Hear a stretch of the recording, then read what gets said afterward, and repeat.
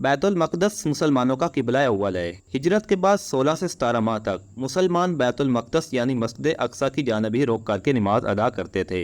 फिर तावील क़िबला का हुक्म आने के बाद मुसलमानों का क़िबला खाना काबा हो गया। मस्जिद अक़सा खाना काबा और मस्जिद नबवी के बाद तीसरा मुक़द्दस तरीन मकाम है।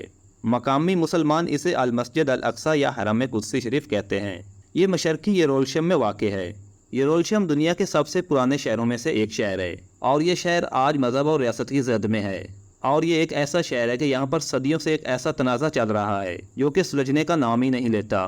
नाज़रीन कराम, दुनिया की तारीख में शायद ही कोई ऐसा शहर हो कि जिसने इतनी ज़्यादा तबाही बर्दाश्त की हो, और इस शहर में लड़ाई और जंगो जदल की सबसे बड़ी वजह मज़हब है। शायद आपने कभी ये नोट किया हो कि कोई एक शहर किसी मज़हब को रिप्रेजेंट करता हो, जैसा कि हिंदुओं के लिए बनारस, ईसाइयों के लिए रोम और सिखों के लिए अमृतसर और मुसलमानों के लिए मक्का मुकरमा यानी खाना काबा सबसे मुकद्दस जगह है। लेकिन यरूशलेम दुनिया में एक ऐसा इकलौता शहर है जो कि ना सिर्फ एक दो बल्कि ये 3 बड़े मज़हब के लिए एक बहुत अहम शहर है। और यही सबसे बड़ी वजह है कि जो यहूदी यानी इसराइली हैं वो इस शहर पर कब्जा करना चाहते हैं और मुसलमान इस मुकद्दस सरजमीन को छोड़ना नहीं चाहते। और ईसाई ये कहते हैं कि ईसा मसीह इसी शहर में आएंगे।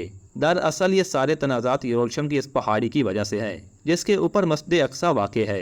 यहूदी इसे माउंट टेम्पल जबकि मुसलमान इसे हरम अल शरीफ के नाम से जानते हैं। और यही वो जगह है कि जिसे सदियों से लेकर मुसलमानों और यहूदियों के दरमियान जंगें और खूनरेज़ियाँ जारी हैं और आज भी इस जगह पर हमले और कत्लो गारत रुकने का नाम ही नहीं ले रहे। लेकिन यहूदियों, ईसाइयों और मुसलमानों के लिए ये एक शहर इतना मुकद्दस और अहम क्यों है, और इस मुकद्दस सरजमीन यानी यरूशलेम की हिस्ट्री क्या है, आज की इस वीडियो में हम इसी मुतनाज़ शहर की बात करेंगे। नाज़रीन कराम, फ़लस्तीन अंबिया कराम का मस्कन और सरजमीन रही है। हज़रत इब्राहीम अलैहिस्सलाम ने अल्लाह के हुक्म से इसी शहर की तरफ हिजरत की। हज़रत लूत अलैहिस्सलाम की कौम पर अजाब इसी जगह पर नाजिल हुआ। हज़रत दाऊद अलैहिस्सलाम ने इसी सरजमीन पर तरक्की की और यहीं पर अपना एक महराब भी तमीर करवाया था। हज़रत सुलेमान अलैहिस्सलाम इसी सरजमीन पर बैठकर पूरी दुनिया पर हुक्मरानी किया करते थे। हज़रत ज़िक्रिया अलैहिस्सलाम का मीज़ार भी यहीं पर मौजूद है। हज़रत मूसा अलैहिस्सलाम ने अपनी कौम को इसी शहर में दाखिल होने का हुक्म दिया था। ये हज़रत मरियम अलैहिस्सलाम का भी मस्कन था और हज़रत ईसा अलैहिस्सलाम की विलादत भी इसी मुकाम पर हुई। और जब यहूदियों ने ईसा अलैहिस्सलाम को सूली पर लटकाना चाहा तो अल्लाह ताला ने आपको इसी शहर से आसमान पर उठा लिया था और क़यामत के करीब आसमान से आप इसी शहर में उतरेंगे। इसी शहर में ईसा अलैहिस्सलाम दज्जाल के साथ आखिरी मुकाबला करके उन्हें कत्ल करेंगे। फ़लस्तीन से याजूज व मजूद अपना फसाद बर्पा करेंगे और फ़लस्तीन ही को अर्ज़ मैशर कहा जाता है। इसी मुक़द्दस सरज़मीन के तक़द्दुस के लिए 5000 से ज़्यादा सहाबा कराम ने मुख्तलिफ अदवार में अपनी जानों का नजराना पेश किया और शहादत का ये सिलसिला तब से लेकर अब तक जारी है। और अगर हम इस शहर को शहीदों का शहर कहें तो यह गलत नहीं होगा। यरूशलेम शहर दुनिया के 3 बड़े मज़ाहिब के लिए बहुत ज़्यादा अहमियत का हामिल है और इसका किरदार कुर्बे क़यामत के वाक़यात से भी बहुत अहम है। यहूदी कौम के पॉइंट ऑफ व्यू से यह मकाम उनके मुक़द्दस टेम्पल की जगह है और अब यह तीसरी दफ़ा यहूदी अपने टेम्पल की तैयारी के लिए इस जगह पर जमा हो रहे हैं। यहूदियों के मुताबिक यही मकाम उनके दज्जाल के आने की जगह है जहाँ से वो ज़ाहिर होकर फिर पूरी दुनिया पर हुक्मरानी करेगा। और ईसाइयों के मुताबिक फ़लस्तीन ईसा मसीह का शहर है जहाँ पर वो पैदा हुए। यहीं पर उनको सूली पर लटकाया गया और यहीं इसी मकाम पर वो क़यामत के करीब आसमान से उतारे जाएंगे। ईसाइयों का एक चर्च भी इसी शहर के अंदर वाक़या है, जबकि यह मुक़द्दस शहर मुसलमानों का क़िबला अव्वल भी है। रसूलुल्लाह सल्लल्लाहु अलैहि वसल्लम अपने सहाबा के साथ हिजरत के बाद 17 माह तक इसी क़िबला की जानिब मुँह करके नमाजें अदा करते रहे और मेराज के दौरान ये पहला मकाम था कि जहाँ पर आप सल्लल्लाहु अलैहि वसल्लम ठहरे और आपने यहाँ पर क़याम किया और फिर तमाम अंबिया कराम की इमामत भी इसी शहर में फरमाई थी। यरूशलेम एक मुक़द्दस शहर है और ये अपनी 7000 साल से ज़्यादा पुरानी तारीख रखता है। तारीख में इस शहर पर 52 मरतबा हमले किए गए और 2 मरतबा ये मुकम्मल तौर पर तबाह हुआ और 44 मुख्तलिफ कौमों का इस पर कब्जा रहा। यहूदी पिछले 3000 साल से इसी शहर में कब्जा करने की कोशिश कर रहे हैं और यहाँ पर इनकी बहुत सारी यादगारें भी मौजूद हैं। इसी शहर में मुक़द्दस दीवार गिरिया, हैकल सुलेमानी और तबूत सकीना मौजूद हैं। यहूदियों के मुताबिक जब वो तीसरी मरतबा हैकल सुलेमानी की तामीर के बाद ताबूत सकीना को हासिल कर लेंगे तब इनके मसीहा यानी दज्जाल का खरूज होगा।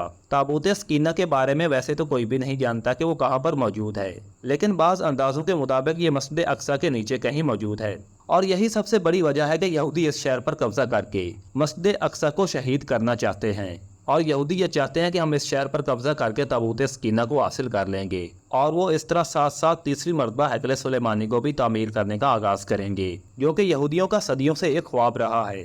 और हैकल सुलेमानी की तीसरी दफ़ा तामीर के बाद ایک بڑی خونریز جنگ کا ذکر بھی بائبل میں موجود ہے، جس کی تصدیق خود یہودی بھی کرتے ہیں، اور یہ 7 سال کا ایک عرصہ ہوگا، جس کے پہلے 3.5 سالوں میں دنیا کی 1/4 آبادی ہلاک ہوگی اور پھر مزید 1/4 آبادی موت کا شکار ہوگی۔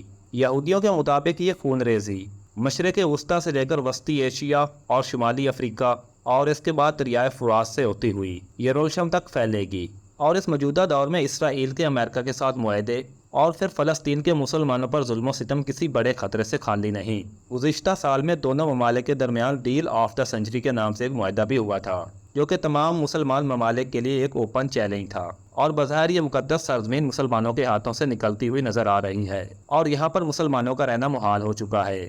اسرائیل نے فلسطین کے کچھ علاقوں پر پہلے سے ہی قبضہ کر رکھا ہے، اور شہر کو 2 حصوں میں بانٹ کر مسلمان اب مشکل کی زندگی گزارتے ہیں، اور اسرائیل جب بھی چاہتا ہے تو وہ مسلمانوں کے کسی بھی علاقے پر حملہ کر کے اسے اپنے قبضے میں لے لیتا ہے، اور یہی وجہ ہے کہ یروشلم میں اور اب یہاں پر ہر روز جنگیں، قتل و غارت اور ظلم و ستم یہاں کے لوگوں کی زندگیوں کا حصہ ہیں۔